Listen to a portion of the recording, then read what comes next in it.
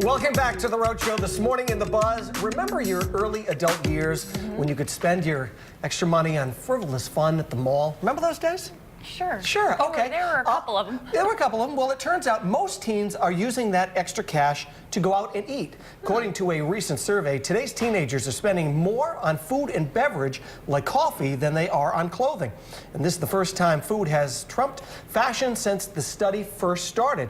And the mall seems to be a bit less popular, too. So far this year, American teens have visited the mall an average of 29 times per year, down from 38 times in 2007. So we wanted to know, where does all of your extra money go nowadays? If you are even lucky enough to have extra money, where does it go?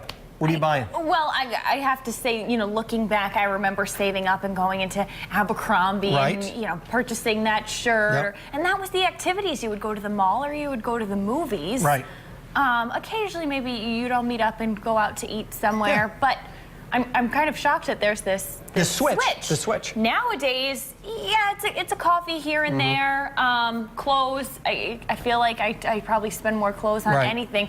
It's great, we have so many wonderful chefs come on our show, but to me it's so hard to hit all of the places because that does add up so fast. Whereas I think if you have a shirt or a piece of clothing that you can at least get more use out of it, so I have to justify my purchase a little bit more. I'll still go out to eat, don't get me wrong. Just maybe not quite as often. I think going out to eat is probably one of the things that I'll spend money on more so than anything else. Going out to eat, clothes is right up there, or just like stuff that I want to buy that I probably tech things. You love tech those are the things that I'll spend money on. And then I was even looking at the cell phone bill. Cell phone bill is like $300 and something. It's crazy. I'm like, I'm crazy. It's crazy stuff, and this is where the money goes.